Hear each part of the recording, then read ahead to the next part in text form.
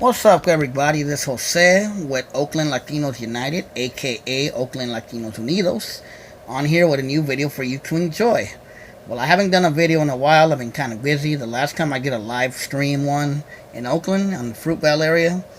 And I've been wanting to do a video about this topic for a really long time, actually, and I never get a chance. And I've always wanted to do it on the day of. So today being September 11th, 2019, I want to talk about a little bit about the September 11th, 2001 incident where the Twin Towers were blown up by airplanes. They collapsed. The Pentagon was supposedly crashed by an airplane as well, and another one crashed. We're in Shanksville, Pennsylvania, and then later on that day, what was that? World Trade 7, I think, which was another building nearby, collapsed with no kind of damage. So there was a lot of weird things that happened around that, and regardless of if you believe the official story from the 9/11 Commission, or if you believe the many conspiracies that have come since, it's really up to you. I'm not saying either or happened or which one happened. I'm just saying the events of that day changed the world a lot. A lot. And, there's a lot of people now who only know the world after 9/11. There's many adults now, young adults, who are in their late 20s early 20s or late teens, or are the teenagers who are either not born or too little to remember what the world was like before September 11th. Many of us who are old enough to remember I'm 41 years old, remember the time before September 11th. Before, it was really a hassle to get on an airplane. Now it's like extra security. You can't bring this, you can't bring that, you have to take off your shoes, you gotta get anal probe, all this BS. Even to get on, I remember when I got on Amtrak a few years back, you had to go through some kind of search as well. And a lot of people don't remember that before 9/11, there wasn't so much there was no war on terrorism, so there wasn't all this police state anti-terrorism, stuff that goes on today. Now it's easy to be put on a terrorist watch list. It's easy to say, oh, the Middle Eastern people are the terrorists. Matter of fact, I remember before this, Middle Eastern, there was kind of a stereotype or a stigma of Middle Eastern being terrorists, but it wasn't nothing like it is today. Nothing. Matter of fact, the word terrorist wasn't really even thrown around that much before.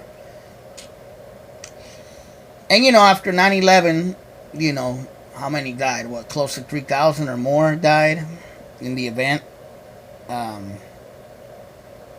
A lot of stuff happened afterwards.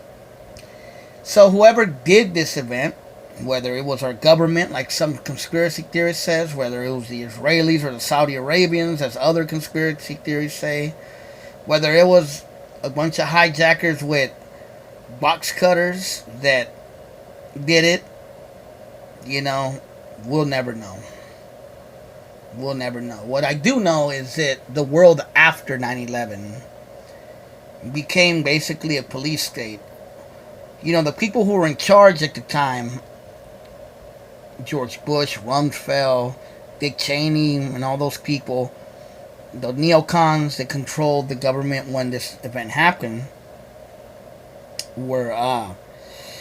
had written up something years before called the PNAC, or Project for a New American Century, where they wanted to basically control the Middle East and control the oil, create a police state, but they said that they needed a Pearl Harbor-like event to happen. And those of you who don't know what Pearl Harbor is, Pearl Harbor was when the Japanese attacked Pearl Harbor, Hawaii, which is where the Navy fleet was in 1941, which started the U.S. involvement in World War II.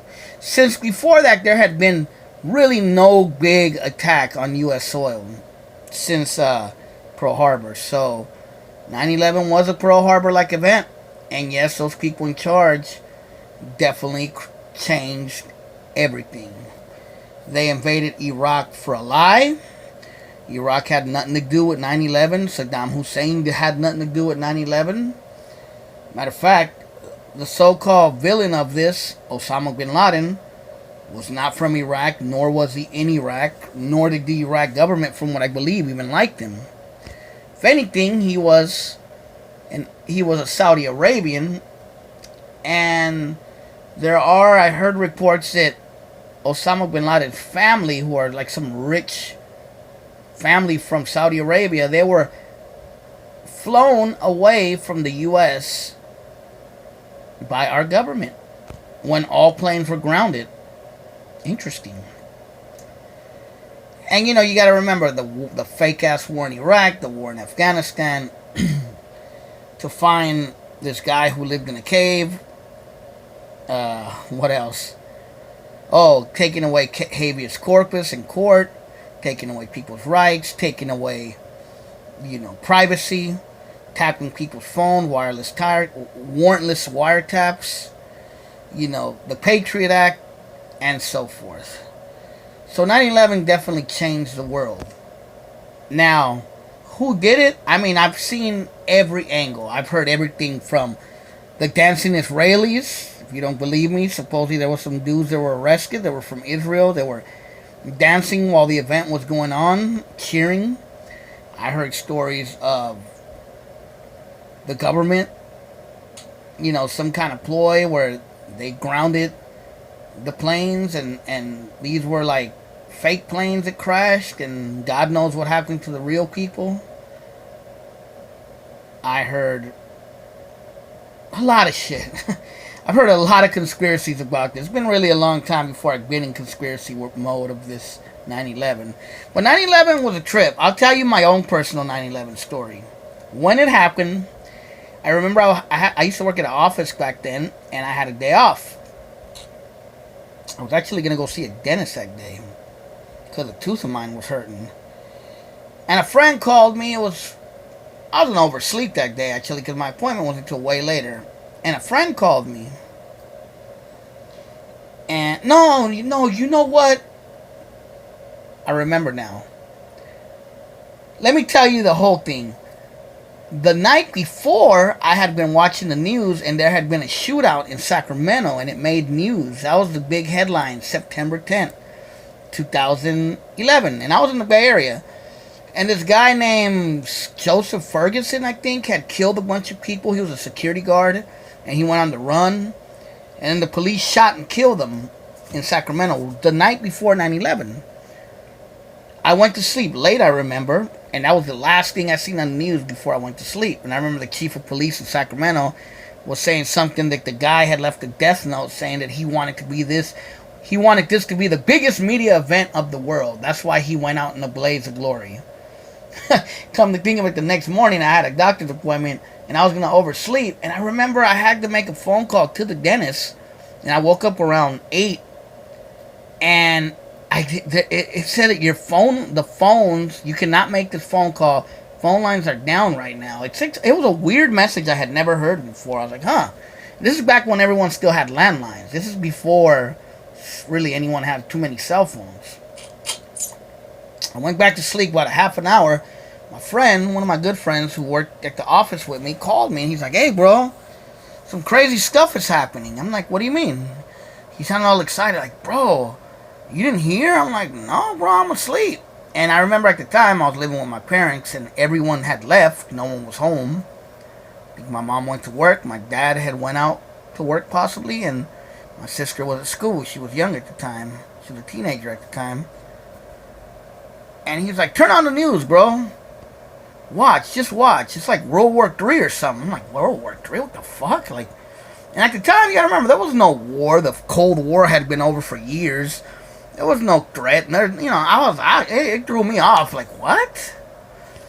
Remember, I turned on the news, and the first thing I seen was where the World Trade Center used to be, but there was nothing there. Just black smoke. And I was like, what the fuck? And I knew where the World Trade Center was because I've seen it many times in movies and pictures. I mean, the World Trade Center was an icon in the 80s and 90s. You would see it in a lot of movies. and TV shows, anything that took place in New York. And, a lot of things are filmed in New York. And then they started showing what had happened earlier when the towers were falling. I was like, what the fuck? And I remember them saying all kinds of things on the news, things that you never heard again. They were saying that it could have been Islamic terrorists, it could have been Colombian drug lords. I swear to God, I remember them saying they think it could have been Colombian drug lords. It could have been, I heard, terrorists. It could have been another government. I've heard all kinds of things. And it was a trippy day. I remember it was a nice, warm, hot day. It was like a Tuesday, I think. And yeah, it was a trip. It was a trip. It really shocked everyone at my house. And yeah, we were just glued to the TV, like tripping, like what? I remember the streets were lonely. People were scared because I think there was just an uncertainty there. I remember, like, in the Bay Area, the streets are rarely ever lonely. And I remember going out to the store and the streets were lonely. The stores were empty. Like, what the fuck? Kind of creepy, actually.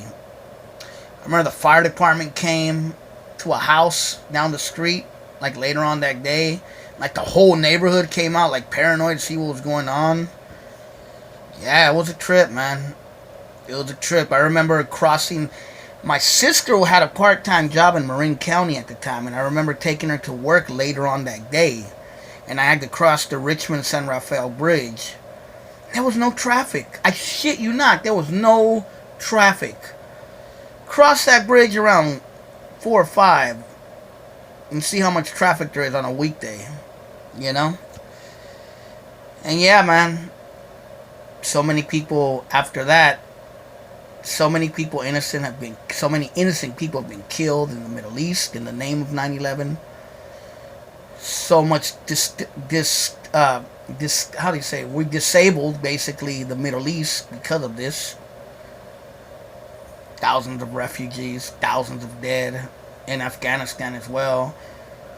We've taken away people's rights to trials, people's rights to privacy.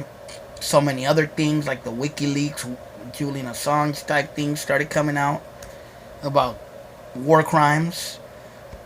Guantanamo became basically a prison for kidnapped terrorists, supposedly.